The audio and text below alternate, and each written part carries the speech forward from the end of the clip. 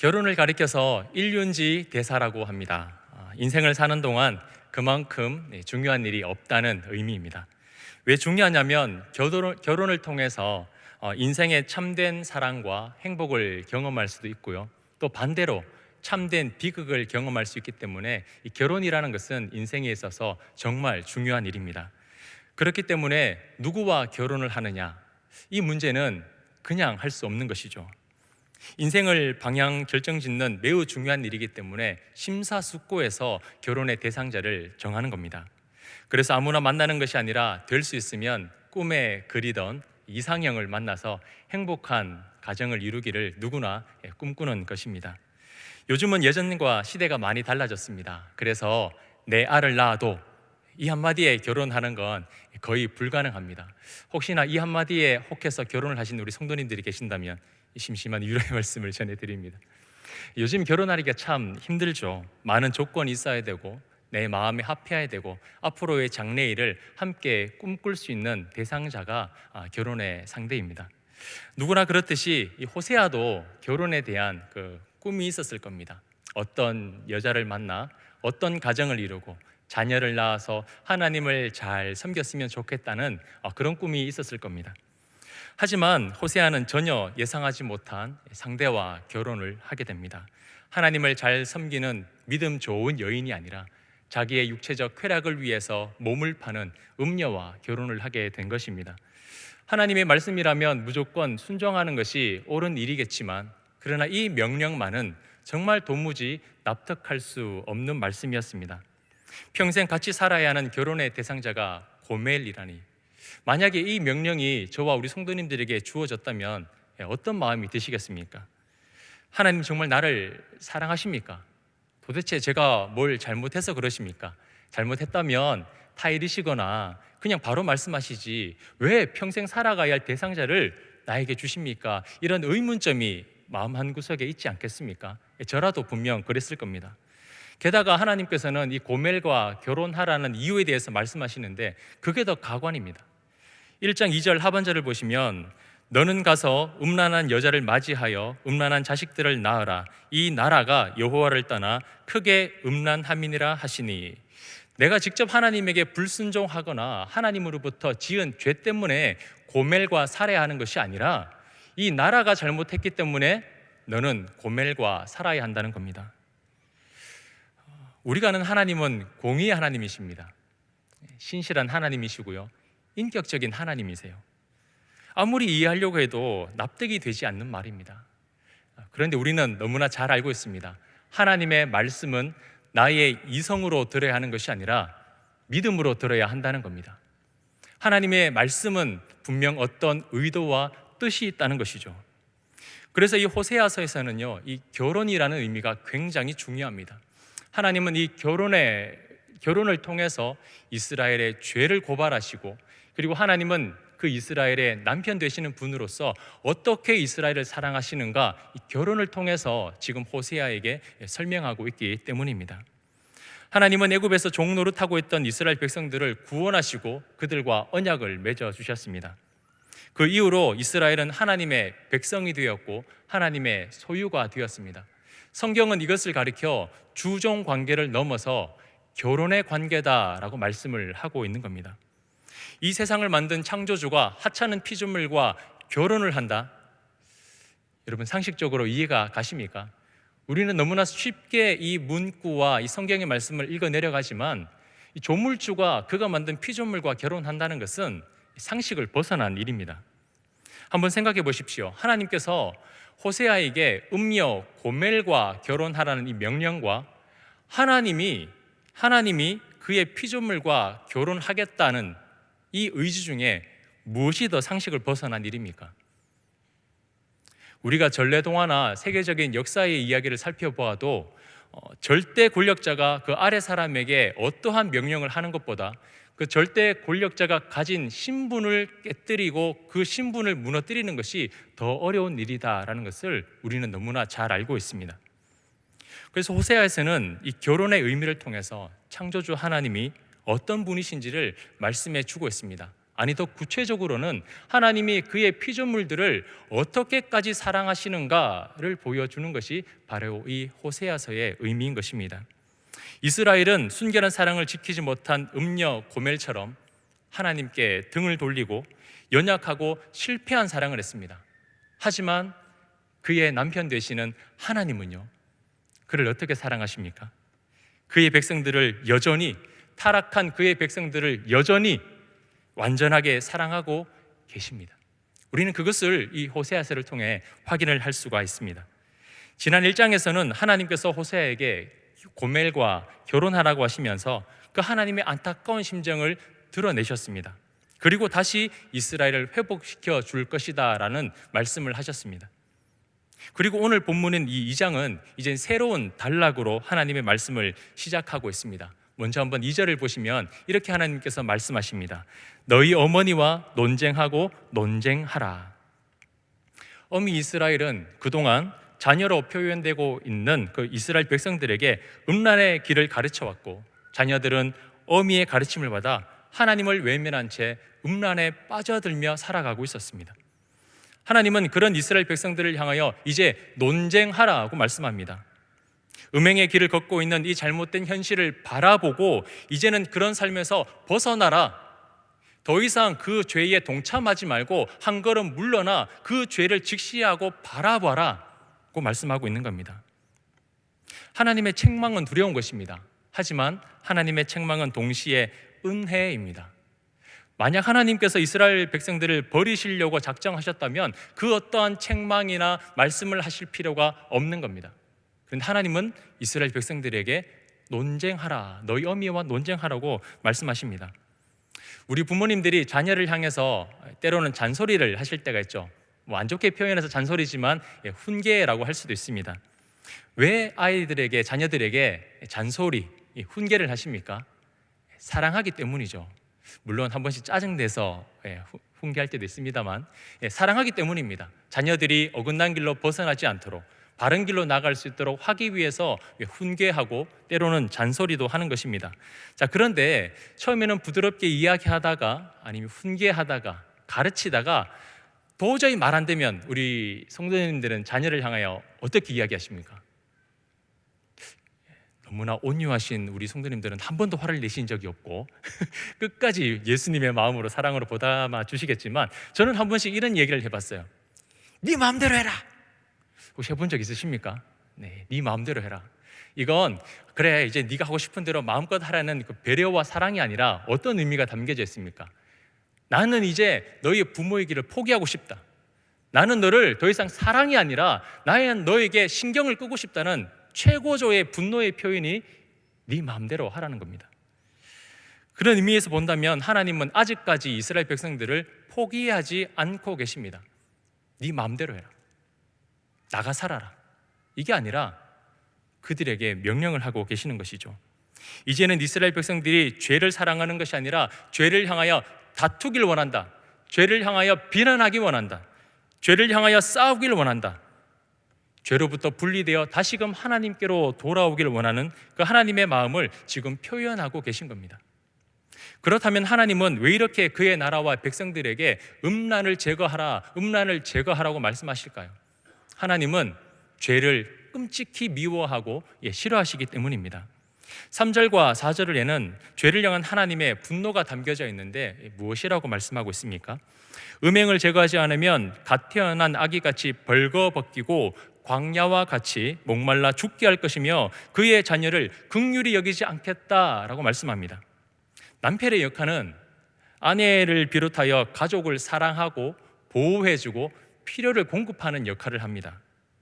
그런데 그 음행의 대가는 어떠합니까? 부끄러움을 가려주고 피부를 보호해주는 옷을 벗겨버리고 생명과 같은 물을 공급해주지 않고 그리고 사랑하지 않겠다는 것입니다. 아내를 향한 남편의 사랑이 메말라 버리는 것이죠. 남편을 사랑하지 않고 그 사랑에서 벗어나 버리면, 그 사랑에서 돌이키지 아니하면 더 이상 남편으로서의 사랑이 그들에게 공급되지 않겠다라는 하나님의 말씀이 있는 겁니다. 이건 단순히 물질의 궁핍만을 의미하는 것이 아닙니다. 물질을 공급해 주지 않겠다, 이것을 넘어서서 어떤 의미인가? 마치 하나님의 사랑이 거두어진 것만 같았던 그 애굽의 노예 생활을 떠올리게 되는 겁니다. 430년 동안 끔찍히 고통당하고 환난당했던 그때로 돌아갈 수도 있다는 것입니다. 이스라엘은 하나님의 사랑으로 그 끔찍한 고통에서 해방된 민족입니다. 남편과 같았던 하나님의 사랑을 그들을 건져내었고, 그들을 인도해 주었고, 그들을 공급해 주었습니다. 남편으로부터 무한한 사랑을 받은 것이죠. 하지만 사랑하는 남편을 버리고 음행하는 결과는 그 무한한 남편으로부터 사랑이 끊어짐으로 인해서 극심한 고통이 다시 찾아오게 될 것이다 라는 겁니다. 그만큼 하나님은 죄를 미워하시고 싫어하시며 죄에 대한 대가는 처참할 것이다 라고 지금 말씀하고 있는 겁니다. 자, 그렇다면 이스라엘은 왜 그토록 무한히 공급해 주시고 사랑해 주시는 하나님을 떠나 음행을 저질렀을까요? 제가 사랑하는 배우자를 두고 외도하는 이유에 대해서 몇 가지 조사한 바가 있습니다. 왜 사랑하는 배우자를 놔두고 그 여자와 남자들이 외도를 할까? 다양한 이유가 있었고 많은 이유가 있었는데 시간 관계상 다 소개해 드릴 수는 없고 핵심적 이야기만 몇 가지 해드리면, 남자는 외적이고 육체적인 결핍 때문에 외도를 한다고 합니다. 아이가 태어나면서 아내로부터 관심을 받지 못하거나 이성으로 매력을 느끼지 못했을 때, 육체적 그 감정이 공급되지 않고 채워지지 않았을 때, 그리고 모든 경제권을 아내가 가져가서 자신의 존재가 희미해졌을 때에 그 남자는 다른 사랑을 만나서 그 사랑으로부터 인정받으려고 외도를 한다는 겁니다. 자, 반면에 여자가 외도를 하는 가장 큰 이유는요, 정서적인 결핍 때문이라는 겁니다. 여자는 조금 단순한 남자와는 다르게 감정이 채워지지 않으면 어떤 누군가를 사랑하게 되는 것이 굉장히 힘들다고 합니다. 남자는 단순해서 이 몸이 반응하면 금방 사랑하게 되는데 여자는 그렇지 않은가 봐요. 여자는 감정이 채워졌을 때야 사랑의 감정을 느낀다고 합니다. 그렇기 때문에 이 여자는요, 자기가 너무나 허전하고 공허해질 때에 누군가가 찾아와서 자기가 사랑받는다는 느낌을 주고 그 정서의 감정의 탱크를 채워줄 때 여자는 외도를 한다는 겁니다. 제가 왜 이런 이야기를 하냐면, 사람은요, 결핍이 생겼을 때에 그 허전함을 다른 사랑으로 채우고 싶어 한다는 겁니다. 물론 일반적인 이야기는 아닙니다.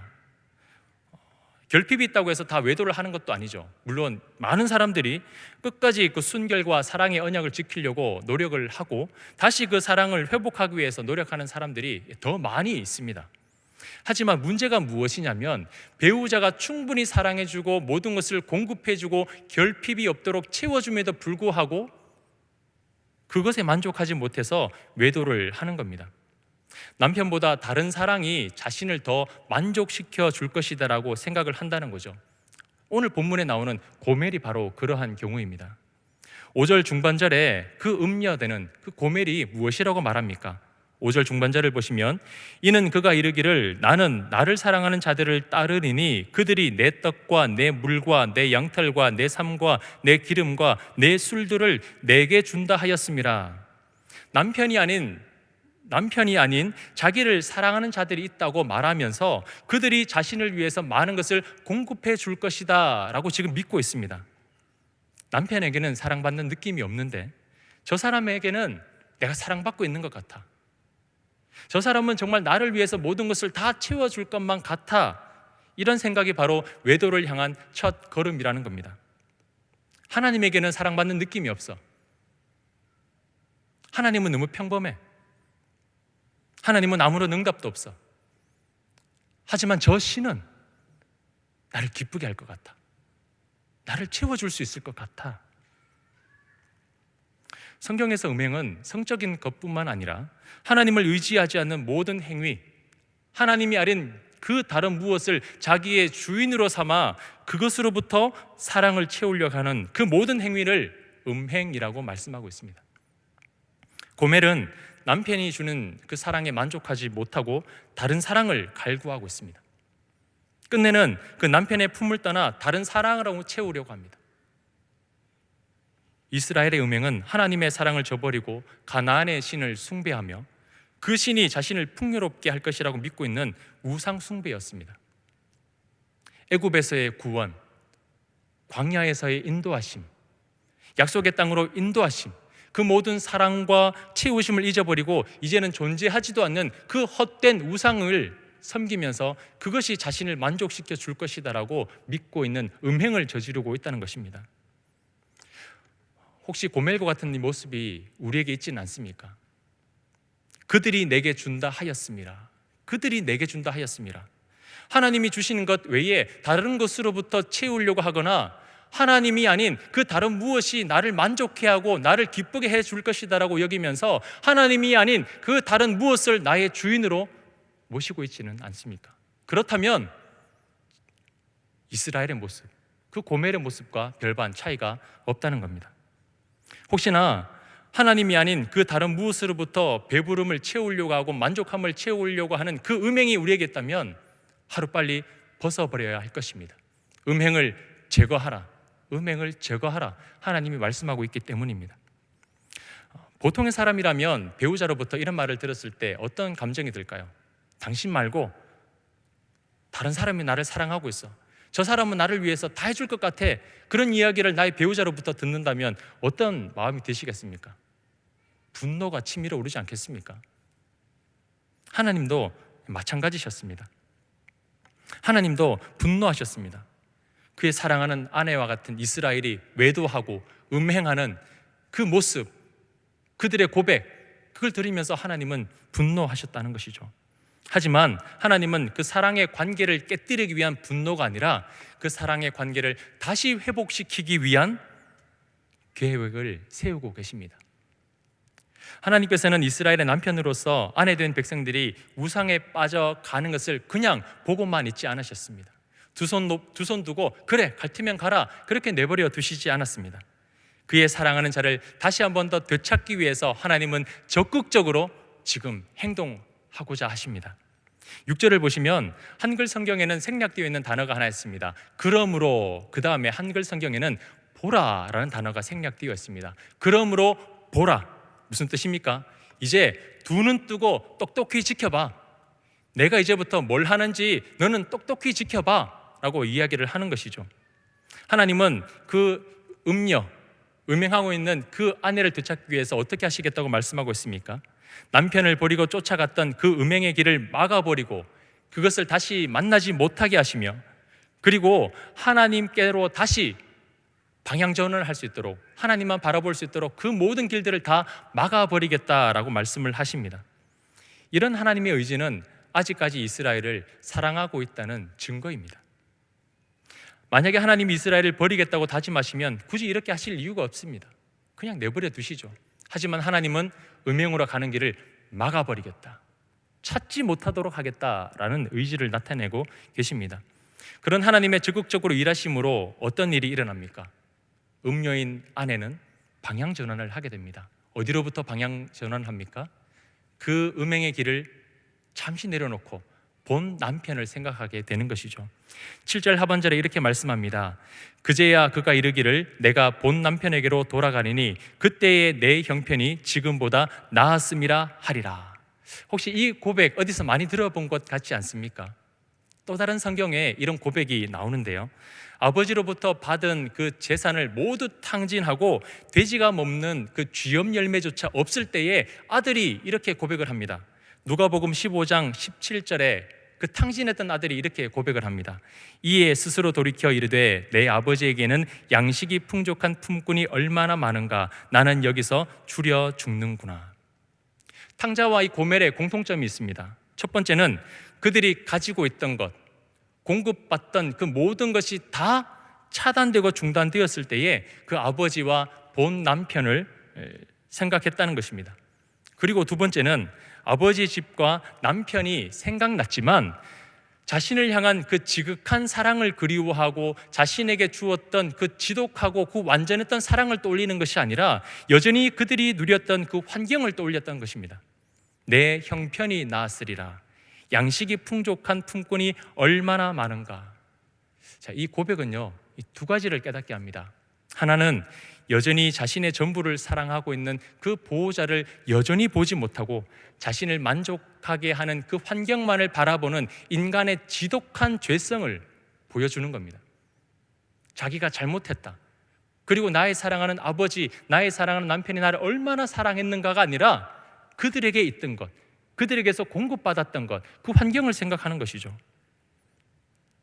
그리고 또 하나는 내 아버지와 본 남편이 지금까지 나를 얼마나 사랑하고 부족함 없게 채워주었는가. 자신을 부족함 없게 채워주었던 존재는 아버지가 유일했고 본 남편이 유일했다는 것입니다. 모든 것을 다 잃고 나서야, 내 손 안에 있는 모든 것이 다 빠져가고 난 뒤야 그 평범했던 일상과 사랑이 너무나 소중하고 귀한 것인지를 깨닫고 있는 것이죠. 그렇게 무지한 이스라엘에게 하나님은 분노하심과 동시에 다시 한 번 더 하나님에 대해서 알려주십니다. 너희의 남편 되는 내가 어떤 존재인지 다시 알려주마. 내가 너희를 얼마나 사랑하는지 다시 알려주마. 하나님은 그들의 죄를 돌이키기 위해서 무엇을 하실 것인지를 말씀해 주고 계십니다. 이스라엘이 그동안 먹고 마시며 누리고 있었던 그 모든 것이 누구 덕분이었습니까? 누가 주었습니까? 바로 하나님이 공급해 주신 것입니다. 8절을 보시면 이렇게 말씀합니다. 내가 그에게 준 것이요. 그리고 뒷부분에 가면 내가 더하여 준 것이거늘. 그 모든 것은 다 남편 되시는 하나님이 공급해 주신 것이었습니다. 그들이 굶주리지 않도록 모든 경제적 풍요로움을 채워주셨습니다. 그러나 북이스라엘은 그것이 하나님의 선물임을 알지 못했고, 게다가 하나님이 주신 것으로 무엇을 했습니까? 바알을 섬기는데, 은과 금을 녹여서 바알 신상을 만드는데 사용을 했다는 겁니다. 만약 우리가 피땀 흘려 수고한 이 값을 가지고 내 배우자가 외도를 하는데 사용한다? 느낌이 어떠십니까? 또 화가 나지 않겠습니까? 내가 피땀 흘려 수고한 이 값을 가지고 외도를 한다. 하나님이 마치 그런 심정이었을 것입니다. 이건 더 깊게 생각하지 않아도 우리들의 이야기만 들어도 너무나 화가 날 이야기입니다. 하나님이 준 것으로 하나님을 사랑하고 하나님을 섬기는 데 쓰는 것이 아니라 음행을 하는데, 우상 숭배를 하는데 사용했다는 겁니다. 혹시 이런 모습이 우리에게 있지 않습니까? 하나님이 나를 사랑하셔서 건강을 주시고 물질을 주시고 행복을 주셨는데 나는 이것을 더 풍족하게 누리려고, 더 많은 것을 누리고 더 많은 것을 채우려고, 더 짜릿한 사랑을 경험하려고 하나님이 아닌 다른 것을 향해서 헌신하고 그것을 위해서 내 마음을 다 던져주는 그런 행위가 혹시 우리에게 있지 않습니까? 그렇다면 오늘 본문에 나타나는 그 이스라엘 고멜과 별반 다를 게 없는 겁니다.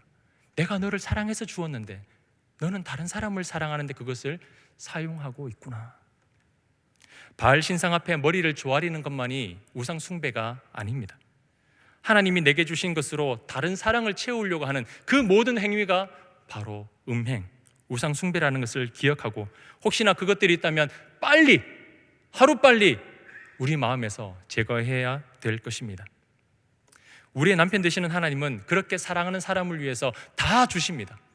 내가 주었다, 더해 주었다, 다 주시는 분이십니다. 그런데 이스라엘은 그 사실을 잃어버리고 만 것이죠. 남편은 음행하는 아내를 향해서 이렇게 하리라고 말씀합니다. 9절부터 13절을 보면 하나님께서 이렇게 말씀하시죠. 내 것을 도로 찾으며 내 것을 빼앗으며 모든 명절을 패하겠고 그에게 벌을 주리라. 그동안 사랑하는 아내를 위해서 아낌없이 베풀었던 것, 공급해 주었던 그 모든 것을 다 거두어 버리겠다, 다 중단해 버리겠다. 이제는 남편으로서의 의무를 다하지 않고 나는 멈추고 중단하겠다고 선언하고 계십니다. 이것은 마치 이혼 선언과 같습니다. 나는 더 이상 남편의 의무를 다하지 않겠다. 그 남편과 헤어지면 이제 그 여인은 자신이 원하는 것을 채우면서 행복하게 살아갈까요? 성경은 그렇게 말씀하지 않습니다. 사랑하는 남편, 하나님을 떠나 그가 정말 자유로워지고 행복한 삶을 살까요? 그렇지 않습니다. 본 남편의 사랑이 중단되면 남은 것은 무엇인가? 메마름과 형벌이 기다리고 있다고 분명하게 말씀하고 있습니다. 하나님을 떠나서 더 자유롭고 더 행복하고 더 기쁜 것을 누릴 것 같지만 그 끝은 목마름과 메마름과 심판이 기다리고 있다는 것입니다. 죄가 무서운 이유가 여기에 있습니다. 무엇이냐면 처음에는 죄가 우리를 유혹합니다. 그때는 어쩔 수 없이 죄의 유혹을 당했다라고 생각할 수 있습니다. 하지만 죄로부터 빨리 돌이키지 않고요, 그 죄에 깊이 빠지게 되면 나중에는 어떻게 되는가? 오히려 적극적으로 그 죄를 짓게 됩니다. 자, 이스라엘도 처음에는 하나님이 아닌 바알을 섬기는 것을 굉장히 낯설었을 겁니다. 아니, 하나님이 아닌 다른 신을 섬기다고? 그들도 꺼리었을 겁니다. 주저하기도 했었고 죄책감을 가질 수도 있었습니다. 다시 하나님을 섬겨야 한다고 수없이 다짐했을 수도 있습니다. 하지만 수많은 시간 동안 그런 다짐과 노력은 이제 흔적조차 사라져 버리고 말았습니다. 그 죄는 일상이 되어 버린 것이죠. 자, 12절 상반절을 보십시오. 무엇이라고 말합니까? 그가 전에 이르기를 이것은 나를 사랑하는 자들이 내게 준 값이라 하던 그 포도나무와 무화과 나무를, 나를 사랑하는 자들이 내게 준 값이라고 이야기합니다. 남편이 아닌 다른 대상으로부터 애정에 대한 대가를 받고 있는 것이죠. 자, 나는 남편에게 있는 것으로 충분합니다. 아니, 이것은 필요 없습니다. 거절해야 했습니다. 하지만 점차 그것을 짓다 보니까 그 사랑하는 대상들로부터 보상을 받는 것을 즐겨합니다. 죄가 일상이 되어버리면 더 이상 죄가 아닌 게 되어버립니다. 비난하거나 싸우려고 하지 않고 자신을 마음껏 사랑하도록 내버려 둡니다. 자기를 사랑하는 자들이 대가를 주도록 내버려 두고 오히려 그 대가 받는 것을 즐겨합니다. 자, 그리고 어떻게 됩니까? 13절 상반절을 보시면 그가 귀걸이와 폐물로 장식하고 그가 사랑하는 자를 따라가서 나를 잊어버리고, 어떤 단계까지 갑니까? 이제는 그 죄에 대해서 잘 보이려고 노력하고 치장을 하고 꾸미고 그 죄를 적극적으로 따라갑니다. 이제는 더 이상 죄가요, 그를 유혹하려고 노력할 필요가 없습니다. 이제는 자연스럽게 그가 죄를 따라오고 있습니다. 스스로가 죄에 대해서 적극적이고 헌신적이 되어버렸습니다. 결국에는 그는 남편을 잊어버리게 된 것이죠. 이게 바로 죄의 위험성입니다. 처음에는 어색했던 것이 어느 순간 익숙함이 되고, 익숙함은 이전 것을 잊어버리게 만든 겁니다. 이 정도 되면 이제 관계를 정리하는 게 맞지 않겠습니까? 끝까지 간 겁니다. 남편을 잊어버렸습니다. 그러면 떠나보내야죠. 정리해야 합니다. 하지만 남편은 아직 아내를 사랑하고 있습니다. 남편은 아직 아내를 멀리하고 있지 않습니다. 그래서 남편은 또다시 결단을 하고 있는 것이죠. 죄에 대해서 분노의 결단을 했다면 이제는 다시 그를 찾기 위한 적극적인 결단을 하고 있습니다. 자, 14절을 보시면 이렇게 말씀하고 있습니다. 그러므로 보라. 자, 어디서 많이 본 말씀 같지 않습니까? 6절에 나왔었죠. 그러므로 보라. 음행의 길을 막고 찾지 못하게 하겠다는 남편의 그 적극적인 결단이 다시 한 번 더 나오고 있는 겁니다. 두 눈 뜨고 똑똑히 봐. 내가 이제 너를 위해서 어떻게 할 것인지 똑똑히 지켜보라는 겁니다. 그것을 알 수 있는 것이 내가라는 말입니다. 내가. 14절부터 23절까지를 보시면 내가 하겠다, 내가 주겠다가 몇 번이나 반복되고 있는지 모릅니다. 고멜이 다시 돌아와서 고멜이 어떠한 노력을 하는 게 아닙니다. 고멜아, 너는 이런 노력을 해라. 이스라엘아, 너는 이렇게 해라, 저렇게 해라 말하는 것이 아닙니다. 내가 하겠다. 그 사랑의 회복의 주체, 그 사랑의 회복의 주체는 누구라는 겁니까? 바로 남편 되시는 하나님이 하겠다는 것입니다. 이것이 우리에게 있어서 은혜입니다. 사실 우리는 죄로부터 돌이킬 어떠한 능력도 없습니다. 오늘 결단해도 내일 또 넘어지는 것이 바로 연약한 우리입니다. 그렇다면 우리는 어떻게 내일 넘어지지 않고 다시 일어설 수가 있습니까? 그것은 하나님이 여전히 우리를 놓지 않고 붙들고 계실 때에 가능한 것입니다.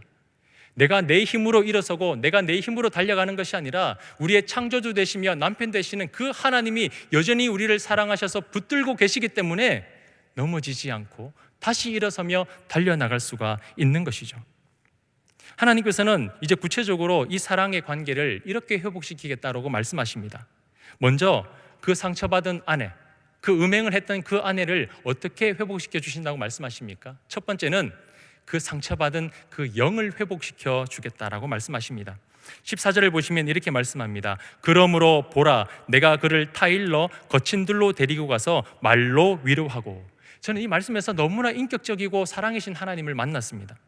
죄에 대해서 정말 불같이 내시고 이제 다 빼앗고 다 무너뜨리고 이제 벌을 주겠다라고 이제 엄포를 놓으셨는데, 정작 그 사랑하는 아내와 1대1의 관계가 있었을 때에는 어떻게 하고 계십니까?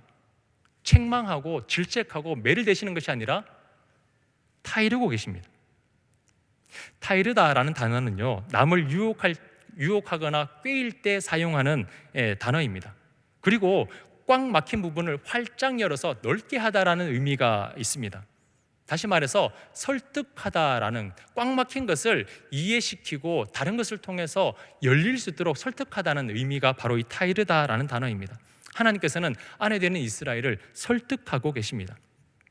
마치 사랑하는 연인을 위해서 어떻게 하면 둘만의 즐거운 시간을 가질까 고민하고 그녀를 설득하는 것처럼, 하나님은 그 사랑을 회복시키기 위해서 그녀를 설득하고 있는 것이죠.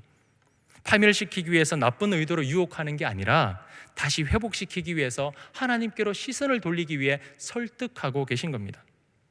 하나님은 이스라엘을 거친들 광야로 데리고 가셔서 말로 위로하십니다.